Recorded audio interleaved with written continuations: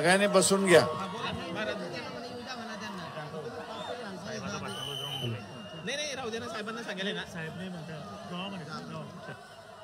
मंचकावरती उपस्थित महाराष्ट्राच्या अध्यक्षा रेखाताई ठाकूर, शमीवा पाटील, चेतन गांगुर्डे, त्याच्याच बरोबर या ठिकाणी माई ज्या कीर्तनकार आहेत, प्राध्यापक लाभाने, अध्यक्ष उत्तर महाराष्ट्र रविकांत वाहक, जिल्हा निरीक्षक जळगाव पश्चिम, हिंगोलीचे उपस्थित या ठिकाणी मोहन राठोड,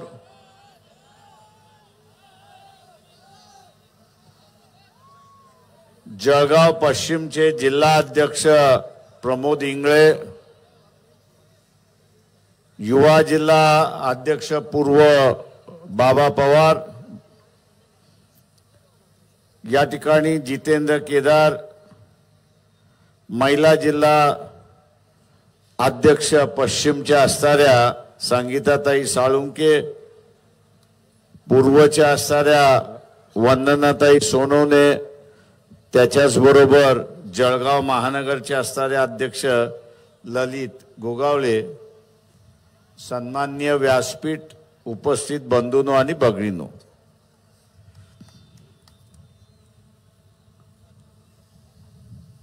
एका बाजूला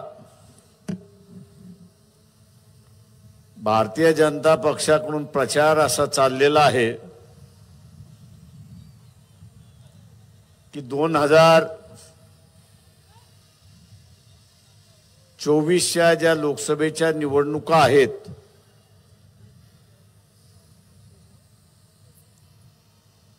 या निवडणुकांमध्ये आम्ही असणारा 318, 324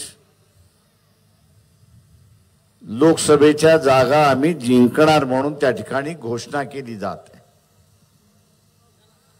तो त्यांचा अजेंडा आहे. आपल्याला असणारा महाराष्ट्राचा अजेंडा बघायचा आहे आणि तो म्हणजे महाराष्ट्रातल्या 48 लोकसभा जागेपैकी किमान 30 लोकसभेच्या जागा या भारतीय जनता पक्षाच्या पदरात पडणार नाही याची दक्षता आपल्याला त्या ठिकाणी घ्यायची आहे. किमान 30.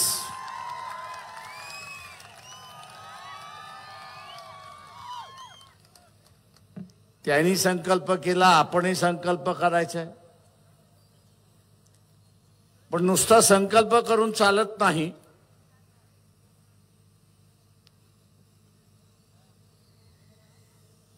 तर इथे आपली बाजू खरी ठरवायची असेल, आपली बाजू जर आपल्याला खरी ठरवायची असेल तर आपण मतदारापर्यंत पोचलं पाहिजे हे लक्षात घ्या. हे मतदारापर्यंत आपण जोपर्यंत पोचत नाही तोपर्यंत आपण केलेली संकल्पना यशस्वी होणार नाही हे लक्षात घ्या.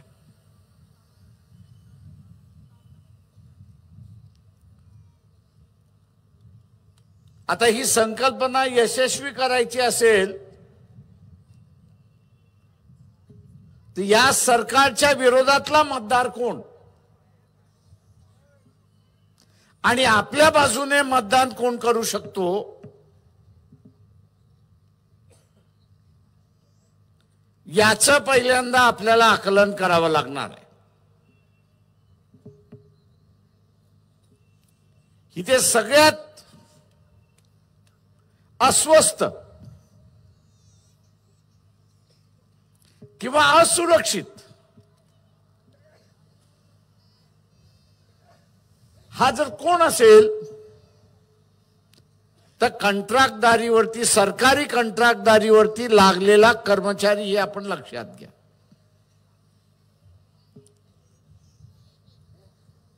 कॉन्ट्रॅक्ट पद्धतवरती लागलेला हा जो कामगार आहे, अधिकारी आहे, कर्मचारी आहे, हा सगळ्यात असुरक्षित आहे. कोणाचा कॉन्ट्रॅक्ट 3 वर्षाचा आहे, कोणाचा कॉन्ट्रॅक्ट 5 वर्षाचा आहे, पुन्हा दिल्या जाईल का याची शंका आहे.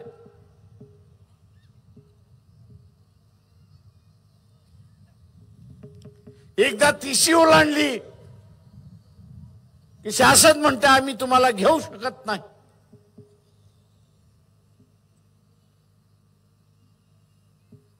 हा जो असुरक्षित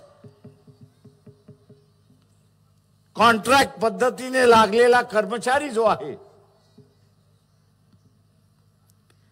त्याला आपण पक्षाच्या भूमिकेमध्ये एक आश्वासन करतो आहोत की उद्याची असणारी सत्ता आणि या सत्तेमध्ये जर वंचित बहुजन आघाडी सहभागी असेल तर त्याला परमनंट केल्या जाईल हे आश्वासन आपण त्या ठिकाणी देतो.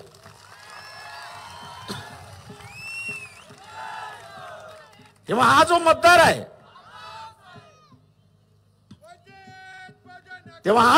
आहे,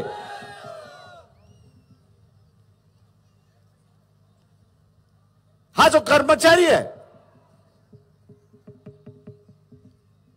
याच्यापर्यंत आपण पहिल्यांदा पोहोचलं पाहिजे आणि त्याला पक्षाची भूमिका आपण समजावून सांगितली. त्याला एकदा पक्षाची भूमिकाला समजली की तू अजून 10-12 जणांना समजवायला सुरुवात करतो हे लक्षात घ्या.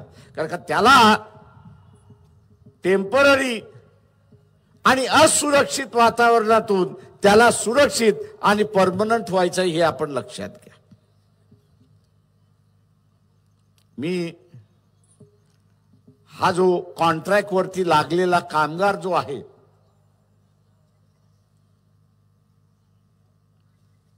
हा एका प्रकारचं नव्याने असणारा मनुस्मृतीचा उल्लेख केला, त्याच्यातला एक भाग आहे.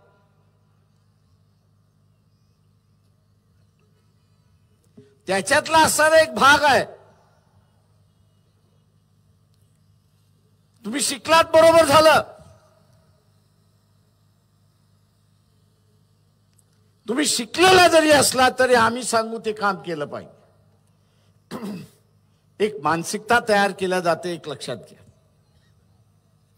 येणाऱ्या नव्या गुलामीची मानसिकता या ठिकाणी तयार केल्या जाते.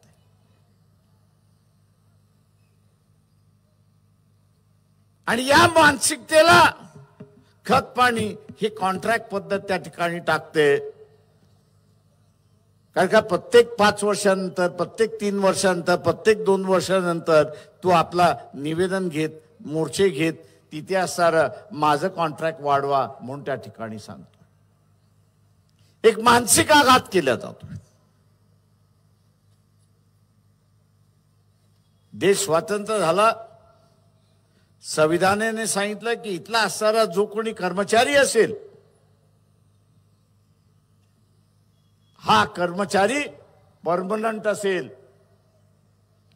त्यांनी चुका केल्या तरच त्याला सर्व्हिसमधनं काढण्यात जाईल, नाही तर तो परमनंट राहील, त्याच्या विरोधात कारवाई केल्या जाणार नाही, तशी असताना परिस्थिती होती. मी एका प्रकारे सुरक्षित व्यवस्थेकडे संविधान घेऊन गेला. आणि आता आपण बघत असाल की इथल्या असणाऱ्या कर्मचाऱ्याला असुरक्षित व्यवस्थेमध्ये त्या ठिकाणी घेऊन जायला जातंय आणि पुन्हा पुन्हा त्याच्यावरती मानसिक आघात केला जातो, हे लक्षात घ्या. इथला कॉन्ट्रॅक्ट वरचा असणारा जो कामगार आहे, याच्या अगोदर काँग्रेस, एनसीपी आणि इतर पक्षांचं असणारं सरकार आपण त्या ठिकाणी पाहिजे. सध्या असणारं बीजेपी आणि एकनाथ शिंदे यांचं असणारं सरकार आपण पाहतोय. पण हा जो कॉन्ट्रॅक्टवरचा कामगार आहे,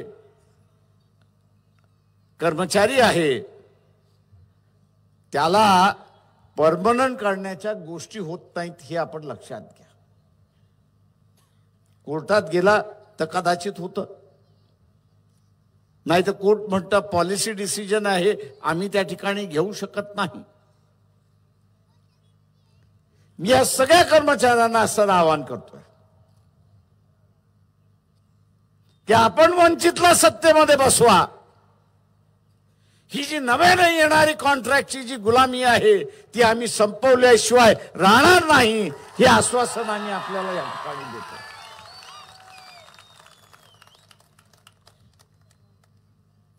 एक दुसरा वर्ग आहे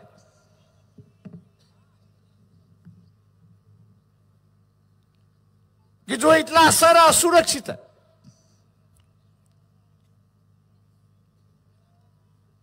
आणि तो म्हणजे दिल्लीमध्ये जो शेतकरी, दिल्लीमध्ये जो शेतकरी वर्षभर आंदोलन करत होता, त्या शेतकऱ्यांचे प्रश्न, त्या शेतकऱ्यांचे प्रश्न काय होते तर मोदी सरकारने काढलेले कायदे होते त्याच्या विरोधात लोक. बांधावरती व्यापारी माल विकत घेऊ शकतो हा कायदा होता.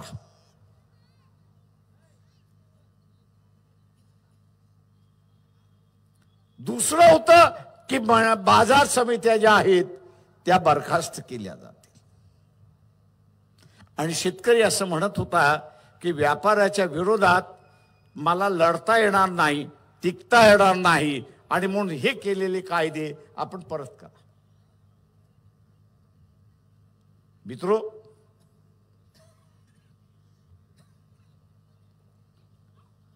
आज जर आपण पाहिलं, आज जर आपण या ठिकाणी पाहिलं की केंद्र शासन हमी भाव हे जाहीर करते, पण बाजारामध्ये व्यापारी त्या हमी भावापेक्षा कमी भावाने त्याचा माल विकत घेतो. आणि या व्यापाऱ्याने आता असणारा नवा लुटण्याचा मार्ग सुरुवात केला. हमी भावापेक्षा कमी भावाने घेऊन तो एका बाजूला शेतकऱ्यांना लुटतोय आणि दुसऱ्या बाजूला हाच व्यापारी जो शहरामधला ग्राहक आहे, खरेदी करणारा आहे, वर्ग आहे, त्याला तो लुटतोय. आपण एक लक्षात घ्या.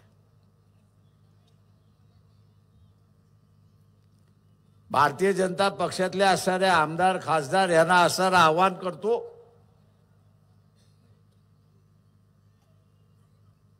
की मध्यंतरी टमाट्याचा तुटवडा लागला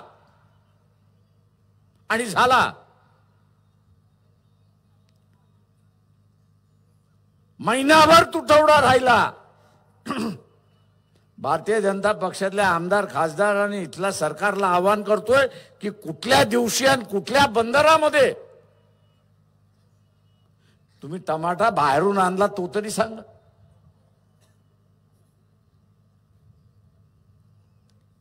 तुम्ही टमाटा बाहेरून आला तो तरी सांगा. कुठली बोट आली नाही आणि कुठला बाहेरून टमाटा आला नाही. हे व्यापाराचं सरकार आहे, हे सर्वसामान्य माणसाचं सरकार नाही. इलेक्शन आलं, फंड पाहिजे आणि म्हणून टमाट्याचा तुटवडा केला आणि महिन्याभरामध्ये या शासनाने 18,000 कोटी सामान्य माणसाचे लुटले, हे लक्षात घ्या.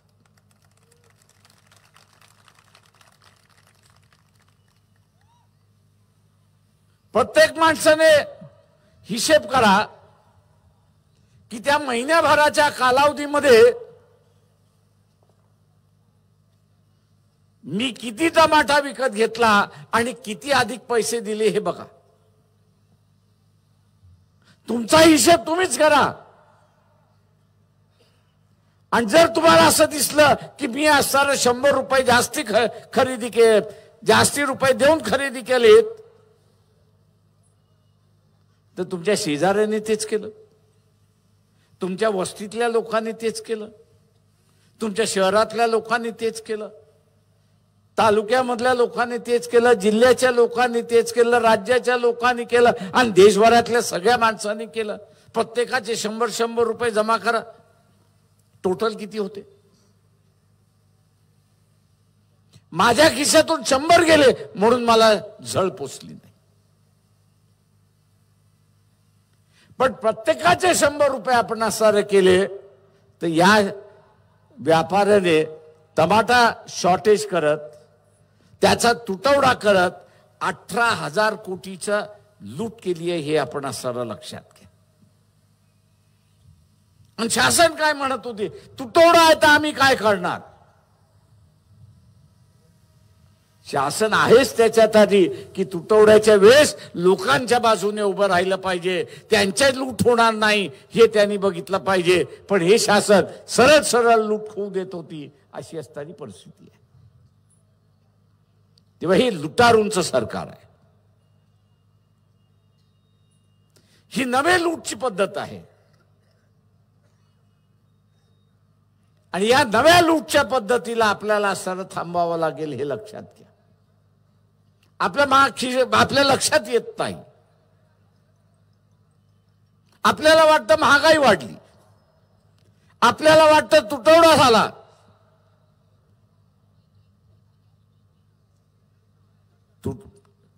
तुटवडा झाला तर कुठून तरी बाहेरून आला पाहिजे ती तूट भरून काढण्यासाठी. ती तूट भरून काढण्यासाठी बाहेरून कुठून येत नाही, तर इथे असणारा तुटवडा केला जातो. लक्षात येतं की आपण असणारा प्रचंड लुटलाय, आता भाव खाली करा, आणि पुन्हा टमाट्याचा भाव खाली आला, अशी परिस्थिती. तुटवडा झाला तो अख्खा सीझनभर तुटवडा झाला पाहिजे, अख्खा सीझनभर भाव वाढला पाहिजे. महिन्याभरच वाढतो आणि महिन्याभरातच खाली पडतो, हे राजकारण आपण असणारा लक्षात घेतलं पाहिजे. ही नव्या लुटीची नांदी आहे, हे आपण लक्षात घ्या. आणि हे सरकार या लुटीला पाठीमागं घालतंय. या पाठीमागं घालणाऱ्या सरकारला आपण मातीत लोळवलं पाहिजे, एवढं असणारा लक्षात घेतलं पाहिजे. आणि म्हणून मित्रो,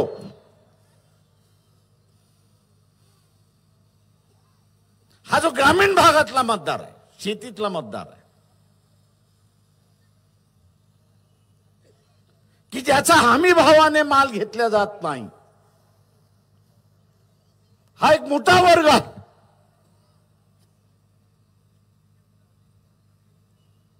त्याला सुरक्षित आपण असं करण्यासाठी निघालो. त्याला शासनाने हमी भाव दिलेला आहे, तो तरी किमान त्याला हमी भाव मिळाला पाहिजे. आणि तो मिळवायचा असेल तर इथे बाजार समितीच्या कायद्यामध्ये बदल करावा लागेल. आणि बदल काय करावा लागेल? त्या साऱ्या बाजार समितीचा सभापती आणि डायरेक्टर याला जबाबदार धरला लागेल की त्या साऱ्या शासनाने दिलेल्या हमी भावापेक्षा तू स्वस्त रीत्याने विकत घेतलास आणि ते होऊ दिलं, तर हे डायरेक्टर आणि सभापती जे आहेत हे स्वतःहून जबाबदार राहतील. आणि नुसती जबाबदारी नाही तर फसवणुकीमध्ये सहभागी झालेला आहात म्हणून तुमच्यावरती फौजदारी गुन्हा सुद्धा दाखल केला जाईल. फौजदारीचं नाव घेतलं की सगळेजण घाबरतात. आणि म्हणून हा फौजदारीचा गुन्हा दाखल करण्याचा कायद्यामधला बदल झाला तर हमी भावाच्या दरामध्ये तिथल्या असणारा शेतीमध्ये पिकलेलं जे आहे ते विकत घ्यावं लागेल. आणि शेतकऱ्याला आपण असणारा थोडाफार दिलासा त्या ठिकाणी देऊ शकतो, हा एक नवा वर्ग निर्माण झाला हे आपण लक्षात घ्या. उद्याच्या या आपल्या मतदारामध्ये आपण जोपर्यंत जात नाही तोपर्यंत हा मतदार आपल्याला मतदान करणार. नुसतं इथे कळून चालणार नाही की असणारं हे शासन संविधान बदलणार. RSS BJPचं असणारं सरकार शासन बदलणार ही घोषणा माझ्यासारख्याला नवीन नाही किंवा आश्चर्यजनक नाही. ज्या सरदार पटेल यांना लोहपुरुष मानला जातो त्याच सरदार पटेलाने जबरदस्तीने तुम्ही ही घटना मानणार असाल, देशाचा तिरंगा हा नॅशनल फ्लॅग आहे आणि अशोक चिन्ह हे ह्या देशाचं सिंबॉल आहे हे मान्य करणार असाल तर तुम्हाला जेलमधनं सोडतो, नाही तर मी सोडत नाही. जेलमधनं बाहेर येण्यासाठी एग्रीमेंट केलं आणि जबरदस्तीने मान्य करायला. आता ते जबरदस्तीने मान्य केलं, आता ते म्हणतात आहेत आम्ही बदलणार. आम्ही त्या काळी शपथ घेतली होती की ही घटना आम्ही मान्य करणार नाही.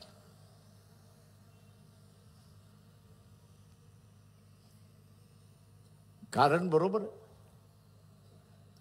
कारण का ही घटना वैदिक धर्मावरती आधारित नाही, तर ही घटना पूर्णपणे संतांच्या विचारसरणीवरती मानणारी घटना ही आपण असणारं लक्षात घ्या. हा जुना वाद चाललेला आहे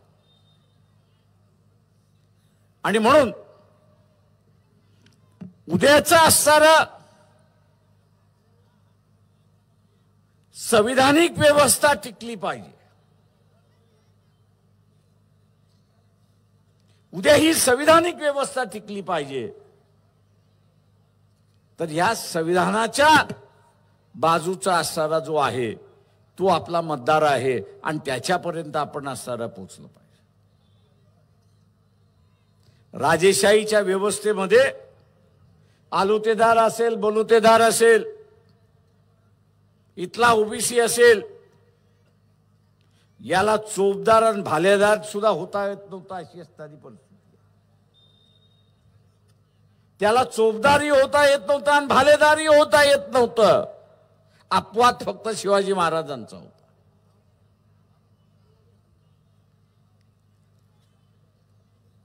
आपण हा प्रचार केला पाहिजे की उद्याची असणारी ही जी नवीन व्यवस्था आहे या व्यवस्थेमध्ये आम्हाला भालेदार आणि चोपदार होण्याचा अधिकार राहणार आहे का आणि तो कशा पद्धतीचा राहणार आहे याचं विवरण तर असणार खरा.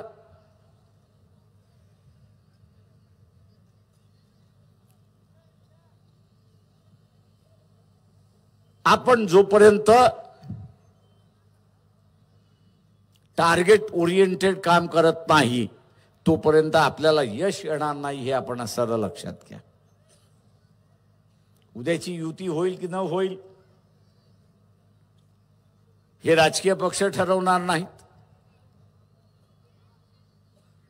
ते इथला असणारा रिंग मास्टर नरेंद्र मोदी जो आहे तोच ठरवेल. आता बसल्या बसल्या मी असणार एक बातमी दाखवत होतो की 21 तारखेला केजरीवालला ईडीने समन्स केलेला आहे, बोलवलेला आहे.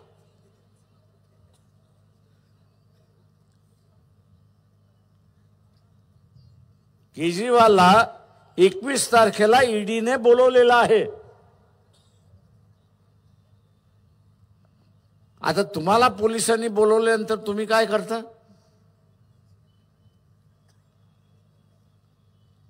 तुम्हाला पोलिसांनी बोलवल्यानंतर तुम्ही काय करता? पोलिसाला म्हणता ना बाबा मला सोडून दे, बघ जरा. आता तो उद्या केजरीवाल सुद्धा तेच करेल का? तो तुमच्यासारखाच माणूस आहे. तुम्हाला सुद्धा जेलमध्ये जायचं नसतं म्हणून पोलिसाच्या हातापाया पडतात, जाऊ द्या बाबा काहीतरी करण, माल सोडून दे, पुन्हा करणार नाही. ज्या का अनाभाका घ्यायच्या त्या अनाभाका पोलिसासमोर घेतात. आता तोही माणूस आहे, तोही तेच करेल. उद्या त्याला सांगितलंय की तू असं कोणाबरोबर जायचं नाही, तो काय म्हणा ठीक आहे मान्य करतो, जात नाही कोणाबरोबर. तुम्हाला असं वाटतंय की नाही इथे असताना सगळ्यांनी एकत्र बसलं पाहिजे आणि बीजेपीच्या विरोधात लढलं पाहिजे? भावना ठीक आहे, पण वस्तुस्थिती का? वस्तुस्थिती हा रिंग मास्टर जो आहे,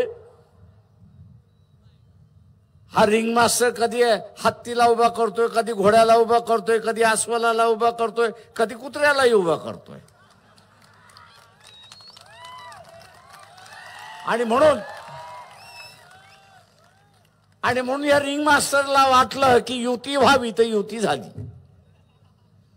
या रिंग मास्टरला वाटलं की युती नाही झाली पाहिजे तर युती होणार नाही.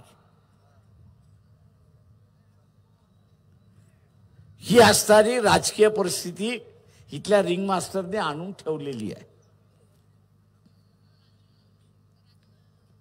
आणि म्हणून आपल्याला सुद्धा,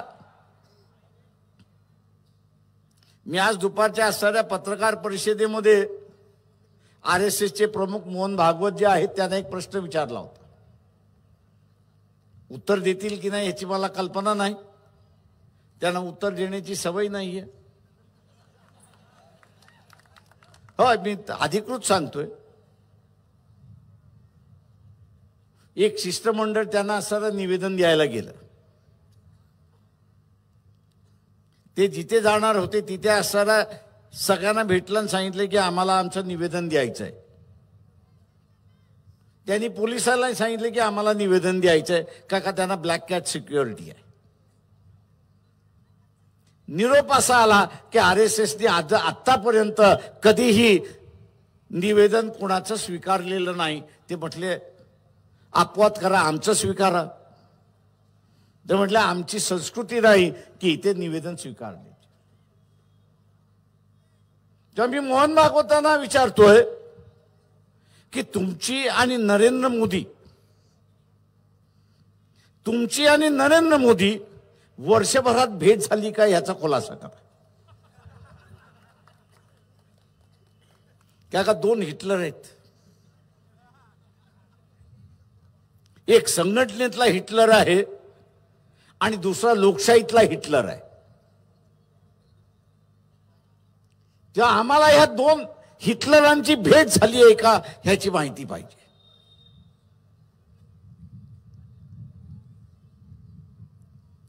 दुर्दैवाने माझ्या टीकेनंतर आता नरेंद्र मोदीच्या पाठीमागचा बॉडीगार्ड दिसायला लागलाय.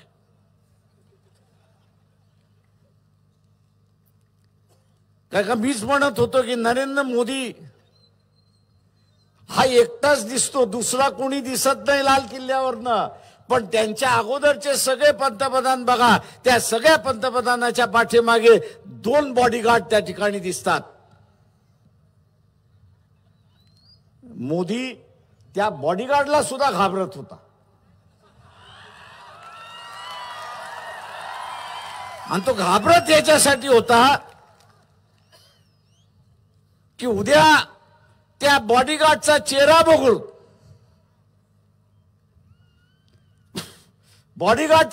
बघून, लोकांनी ही चर्चा केली की मोदीपेक्षा बॉडीगार्ड चांगला आहे.